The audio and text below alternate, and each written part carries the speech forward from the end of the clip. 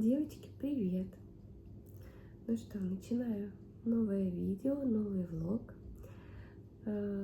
По уже сложившейся традиции отмечу, что сейчас у меня срок 35 недель, пошла 36-я, а это вроде как значит, что еще неделька, и по сроку ребеночек будет считаться уже доношенным. Это уже большой плюс и немного радует и успокаивает меня, потому что что-то в последнее время мне становится все тяжелее и тяжелее. Моя уверенность в том, что до 40-41 недели в этот раз я не дохожу, меня не оставляет. Вот. Неделя эта выдалась вообще очень сложная. Как вы слышите по голосу, я заболела. Не знаю, возможно, я заразилась от Милаши. Я вам в прошлый раз рассказывала, что она приболела, потеряла голос. Возможно, я перемерзла, потому что пару вечеров гуляя с ней, я прям ощутимо замерзла, приходила домой прям, очень замерзшей.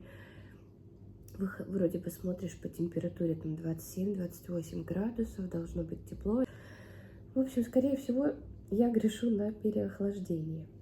Сейчас я уже иду на поправку. Собственно, моя болезнь — это был кашель, и он резко стал очень сильным, частым. Меня очень сильно напрягался, болел живот. Я волновалась за малышку. Эта неделя была очень богата на походы по поликлиникам. Сейчас постараюсь восстановить все по памяти и рассказать вам. Так, в начале недели у меня было первое КТГ. По баллам вышло 8 из 10. Медсестра сказала, что это тоже очень хорошо. КТГ было с утра. Я отвела Милу в садик и пошла там буквально в 3-5 минутах от садика как раз-таки поликлиника, женская консультация. И после КТГ я решила вернуться к садику, подождать Милашу на территории где-то рядышком. И уже вставая с кушетки, с КТГ, я почувствовала какую-то непонятную слабость. У меня сильно участился пульс. Я даже подумала, что это как раз-таки моя проблема, о которой я вам рассказывала, когда говорила о кардиологе. В общем, я не придала этому значения, несмотря на слабость, обулась, вышла, и уже идя от поликлиники в сторону садика, эти 3-5 минут, особенно переходя дорогу, я поняла, что дело неладное. Я кое-как перешла дорогу, присела на первую попавшуюся лавку, присела, думая, что сейчас за пару минут все нормализуется, но сидя понимала, что мне становится только хуже и хуже. Часы показывали, что пульс у меня 210, мне было тяжело дышать. Я испугалась, что я потеряю сознание, никто не знает, где я из моих родных, поэтому я быстренько позвонила мужу. Он в то время был у свекрови. Сказала, что боюсь потерять сознание. Тут увидела по двору проходящим одного парня и попросила его помочь мне дойти обратно в поликлинику. Потому что это, по сути, только перейти дорогу. У меня уже были мушки какие-то в глазах. Я боялась идти сама. Вдруг я на дороге упаду, не дай бог. Вот, парень, конечно же, согласился. Большое ему спасибо. Очень аккуратно, медленно меня довел. И уже придя в поликлинику, зашла к своей медсестре, врача в тот день не было. Вот, она пыталась померить мне давление, тонометр ничего не показывал. Позвала врача из другого кабинета, она пощупала мой пульс, поняла, что дело пахнет жареным. Ну, они просто положили меня на кушеточку полежать, дали шоколадную конфету, и буквально на глазах, видимо, меня отпустило, я пришла в себя, встала с кушетки, они померили мне давление, оно оказалось, в принципе, нормальным, 117, и, кажется, пульс уже был 120, что, в принципе, сейчас для меня при некоторой нагрузке или волнении вполне нормальный пульс. Вот такая странная история. Слава богу, в этот день моя мама была выходная, живет она недалеко, и на тот момент я ее уже тоже предупредила, она направлялась ко мне. Мы вместе дождались с ней окончания садика, забрали Милу, она довела меня домой, и тут уже приехал муж. Он, конечно, очень перепугался, бросил все дела и сразу же приехал. Вот такая странная история. Сегодня вот тоже выходили из подъезда, там сидела женщина прям на полу со стаканчиком воды, а с ней консьержка, тоже ей стало плохо. Подозреваю, что это вот из-за нашей жары, духоты, меняющейся погоды, всем нехорошо. И людям в возрасте, и беременяшкам, как я. Ну, слава богу, все обошлось и больше не повторялось. Потом, буквально на следующий день после КТГ у меня был прием у гинеколога очередной, плановый. В принципе, все нормально, но она меня очень поругала, я так понимаю, за низкий гемоглобин. Спрашивала, ем ли я вообще мясо, а я на самом деле во время этой беременности стала очень плохо есть мясо. Не знаю почему, я прям через силу себя заставляю. Понимаю, что надо, ем по чуть-чуть, но вот больше никак не выходит. Сказала, на следующий день у меня планировалось УЗИ, третий скрининг. Врач-гинеколог сказала уточнить на УЗИ, нормальный ли вес плода, не является ли он большим, крупным. И если нет, сказала добавить в рацион вот такие вот коктейльчики Нутрима. Вот. Читала в отзывах, что не всем нравится их вкус. Ну, в принципе, да, они такие своеобразные, но я бы даже сказала, что они очень нейтральные, не вызывают у меня ни симпатии, ни антипатии, просто пьешь, потому что надо. Дали направление, чтобы я к следующему визиту снова сдала общий анализ крови, посмотреть на мой гемоглобин. В принципе, больше никаких новостей. Еще гинеколог сказала, обратив внимание, что я простыла, чтобы я обязательно сходила к терапевту. В принципе, хорошо, что она это сказала, потому что я была настроена никуда не ходить, начитавшись, что беременным, в принципе, никак нельзя практически лекарствами лечить кашель. Я спасалась только народными средствами: соль, сода, промывание носа, полоскание горла. Собственно, на следующий день я с утра съездила к терапевту, записывалась в платную клинику по ДМС. Оказалось, что не все так плохо с беременными. Мне все-таки выписали один сиропчик от кашля, какие-то таблеточки еще для рассасывания. Ну и также сказала промывать нос солевым раствором, пользоваться мироместином, делать ингаляции по возможности, солевые физраствором. И сдала я там тоже по ДМС общий анализ крови. Посмотрела, там гемоглобин вроде бы у меня поднялся чуть-чуть выше нижней границы. Хотя до этого он был уже на несколько единиц ниже. Так что, возможно, вот перед следующим визитом к гинекологу сдам, и там будет картинка еще лучше, на что я очень надеюсь. Начала применять лечение, которое назначила терапевт. Я, правда, к тому лечению, что назначила она, добавила еще один момент. Я сделала себе в первой половине дня вчера ингаляцию над картошкой. Старый добрый способ. Меня так мама с бабушкой в детстве лечили, и тут свекровь тоже посоветовала. А мне было уже все равно, что делать, лишь бы это пошло на улучшение. И буквально через час после этой ингаляции я почувствовала реальные улучшения. У меня перестало так свербить в горле, перестало так часто инициироваться кашель. Он хоть и был сильным, но он был не таким частым. И не знаю, что в итоге помогло. Ингаляция над картошкой волшебная, что через час мне стало лучше. Либо все-таки лекарства, которые я уже сутки на тот момент принимала. Но вот все-таки начались улучшения. Во второй половине дня я бегала на УЗИ. Бегала, потому что это недалеко.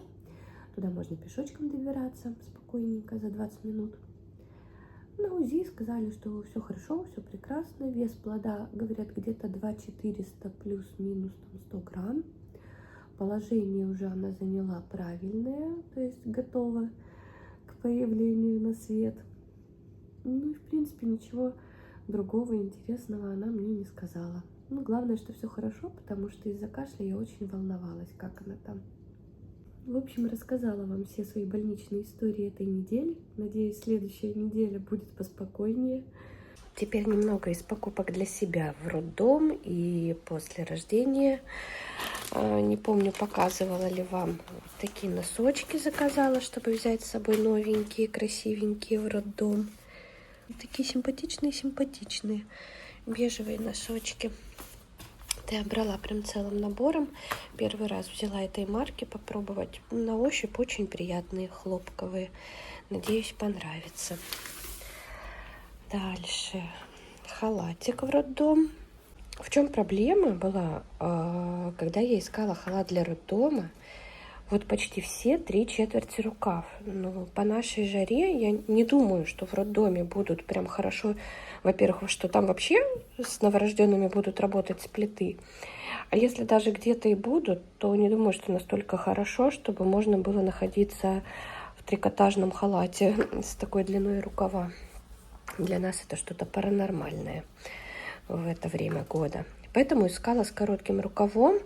Именно для беременных ничего достойного я не нашла, поэтому искала просто что-то подходящее. Вот такой халатик сиреневый, в рубчик, приятный очень. Я бы не сказала, что хлопок, так на вискозу больше похоже. Немного вызывает опасение, что пояс не просто такой запашной, а нужно вот одну сторону. Вот здесь будет в дырочку, вот в эту продевать. Немножко так это дольше, чем просто запахнуть на пояс. Но я думаю, я с этим справлюсь. В общем, хорошенький халатик. И вообще его на маркетплейсах позиционируют даже не как халат, а как такой платье-халат на выход. Ну, действительно, особенно в черном цвете, смотрится очень-таки достойно. Под него от той же фирмы заказала ночнушку. Сначала думала заказать все в одном цвете. Я заказала темно-синий халат и темно-синюю ночную. Халат мне не подошел, он показался сильно темным, на него будет вся пыль цепляться. Поэтому от халата отказалась. Чуть позже пришла ночная, я ее померила, она отличная. Но, естественно, раз я отказалась от синего халата, пришлось отказаться и от синей ночной. Заказала халат в этом цвете, но в комплект не было ночной, поэтому я выбрала белую.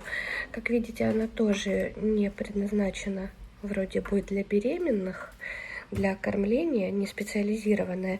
Но когда я померила, поняла, что с кормлением здесь проблем не возникнет. Другая ночная у меня из бязи. Возможно, я тоже вам уже показывала. А это вот только вчера забрала топы. Тоже главным образом искала на время после родов, чтобы можно было кормить. Но и сейчас их многие можно уже носить. То есть тут часть тоже не специализирована под кормление, но при этом не мешает ему. Так. Угу. Да, вот 3 таких вот выбрала в итоге. Заказывала штук 5-6. Вот это для кормления. Вот специальные застежечки, которые открывают доступ к груди, со съемными чашками, что мне понравилось. Потому что, помню, в первую беременность я с чашками вообще ничего не носила. То есть не в беременность, а когда кормила Милу, мне было комфортно без чашек. Так, вот такой. Это уже без всяких приспособлений для беременных, но при этом форма позволяет открыть доступ к груди без проблем. Чашки тоже съемные. И вот такой еще бесшовный лиф. Вообще такой нежный. Все сели прекрасно. Тоже не специализированный, обыкновенный. И тоже очень легко открыть доступ к груди. И тоже чашки можно снять по желанию. А как без сапожек, когда тут вон такое?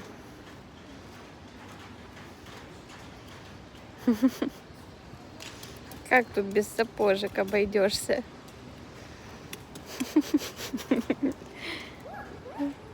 Ой, еще. Похоже, мы сейчас через 15 минут домой пойдем с мокрыми ногами. Докупила еще для малышки, сама уже на маркетплейсах заказывала парочку муслиновых, я бы сказала, бодиков, но это вроде бы больше на песочник тоже похоже такой, с ножками. Оба муслиновые, оба маленькие. Интересно, И тут написано 62 размер, но при этом они выглядят достаточно такими разными по длине. Вот, из трикотажа ничего не покупала, не заказывала. Достала одежду Милы. Там есть и бодики, и слипики из трикотажа, которые в отличном состоянии остались. Поэтому на случай, если будет прохладно все-таки, что маловероятно для нас в июле-августе, то позаимствуем у Милы. Тем более, я вообще помню по опыту, первый размер, 56-й, он вообще очень-очень быстро выходит из надобности. Ну, то есть ребеночек очень быстро вырастает, там месяц, а может быть даже и меньше. Поэтому я, в принципе, 56-й не стала брать, я взяла 62-й, тем более муслин после стирки обычно немного садится. Так что я думаю, будет малышке самое то.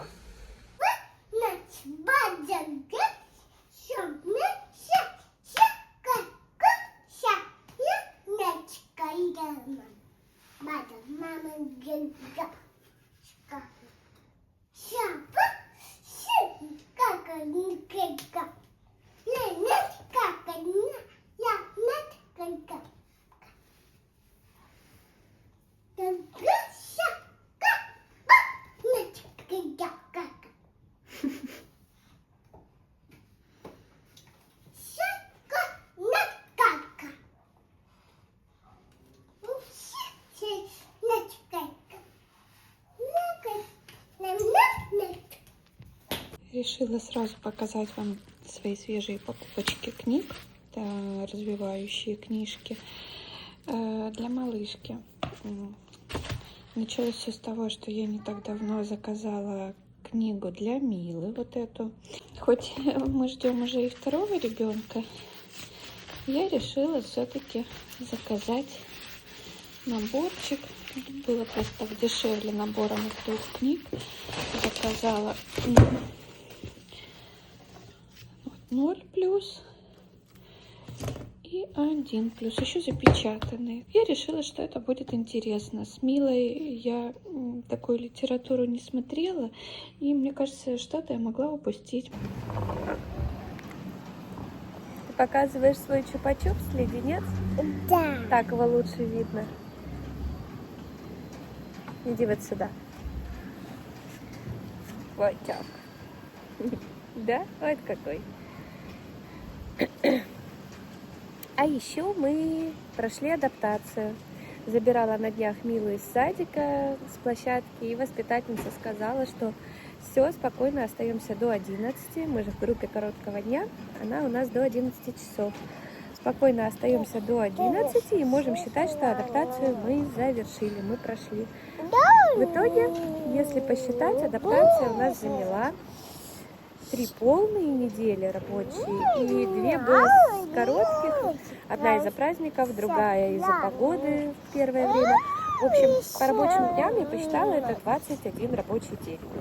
Ну, то есть 4 полноценных недели, скажем так. Мы проходили адаптацию, чтобы ходить до 11 часов. Я думаю, где-то с августа, когда начинается уже разделение по новым группам, детки, которые старше 2,9 на 1 сентября, они переходят в младшую группу детского сада. Кто младше остается в этой же группе, плюс новые детки ясельного возраста. Вот, им разрешили, ну, то есть они выходят на адаптацию с 1 августа. Я полагаю, что и для нас с 1 августа начнут действовать, скажем так, правила нового учебного года. С 1 сентября мы уже должны быть на полный день, а не на короткий. Так что я думаю, с 1 августа мы сможем пробовать оставлять ее на обед, на сон и пытаться продлить ее день в саду. Хотя, конечно, мне ее жалко, и я пока не планирую, чтобы она каждый день ходила на полный день. Мне жалко, я, как оказалось, не готова еще ее отпустить и сепарироваться от нее. Я думала, это она не может сепарироваться, а судя по всему, не могу я. Вот, поэтому на полный день, наверное, мы будем оставлять только в каких-то исключительных ситуациях. Но научить, приучить к этому, то есть пройти адаптацию все-таки будет нужно. А так можно будет, допустим, чтобы она оставалась на обед, а перед сном забирать. Ну, пускай она днем дома поспит, какая разница, сад это будет или дом. Такие дела. Да, ты моя солнце маленькое. Что ты палочку грызешь? Не надо. Мила, послушай маму. Кушай чупа-чупс. Вот этот леденец. Давай. Ам. Мое солнышко маленькое. Как же я ее в садике на полный день оставлю? Не-не-не. Мама ее не даст. Да? Муа.